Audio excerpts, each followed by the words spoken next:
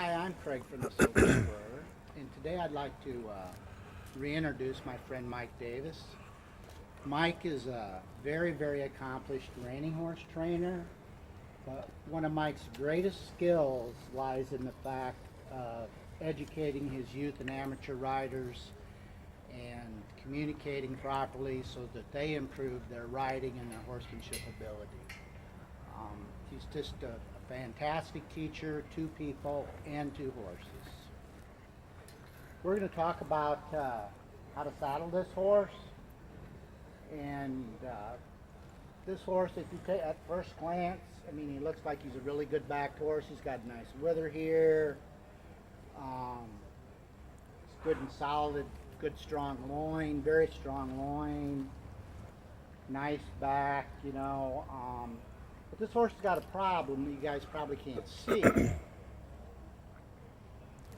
He's bumped out up here in the withers, which makes it very difficult. I don't know if you can see that circle. Very difficult to find a saddle to fit this horse. And so we need a fairly wide-treed saddle. This is one of those horses you're going to have to use a breast collar on in most instances to keep the saddle from sliding off that bump back. I mean, if he didn't have that little bump right there, he'd be a perfect backed horse, but every animal's different, just like every human's different, and we have to adjust our saddle pads, try and find the saddle closest that's going to fit this horse, and use a lot of different things and try a few different things to get a saddle that's comfortable for this horse, that doesn't soar him up here and make him not perform to his optimum ability. So it's really important to try and figure out what to do with this problem area. But overall, this horse is going to stay sound his whole life if we take care of this part right here. We try a lot of saddles and pads on these horses. We'll have a variety. We'll get into that a little bit later. But I use the bob saddle. I find that it fits most of the horses well, and then we pad them differently. And trying to find a pad that fit this horse to keep the saddle in the middle has been, it's not a challenge, but you got to try a lot of stuff. So we're gonna saddle him up as we would to show him. And so for the first pad we use is a under pad, and Jay's gonna get that, or Craig. It's a little 1/2 inch wand pad, and I don't like to use this wand pad daily because I think if it gets warm, it kind of sores their back up some. It's a good pad though, but we mainly use it to show in. We'll put a show pad over the top. And yeah, there you go.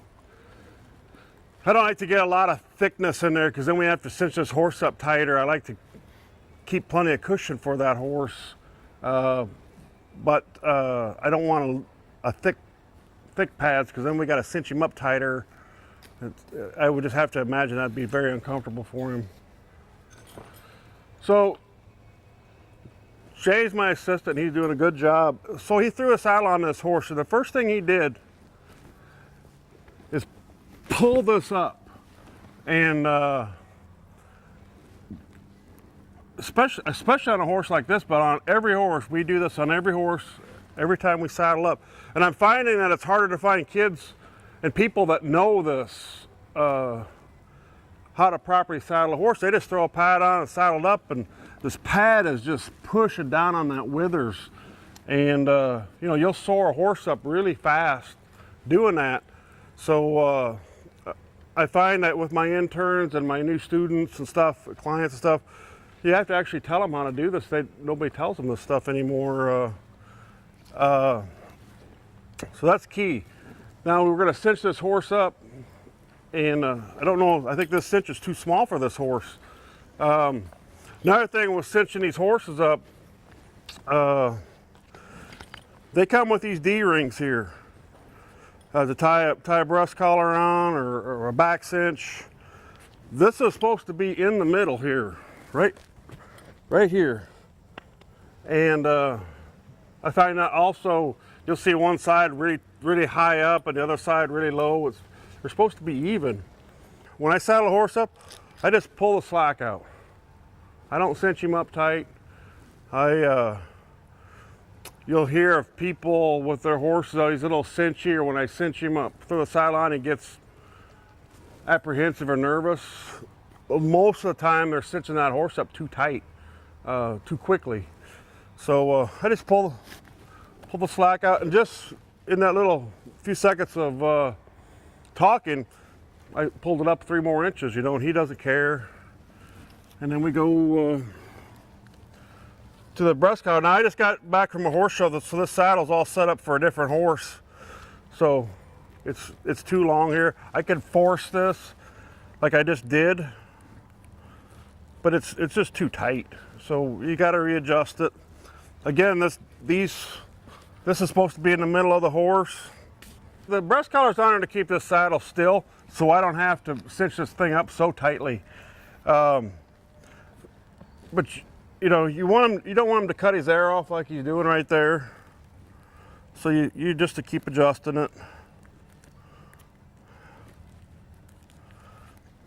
This saddle here, normally there's a D-ring up here. You could rig this up a little higher or a little lower.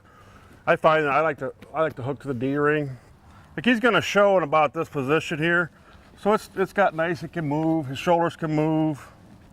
That's about where I like it to be. And I can adjust this more as I ride if I feel like I need to get a little bit more, but I still want to make sure this is not tugging on him all the time. Saddling up is pretty easy, but there's some keys to it, like pulling that saddle up, having your cinch adjusted right. You want to set everything up to win, not to fail.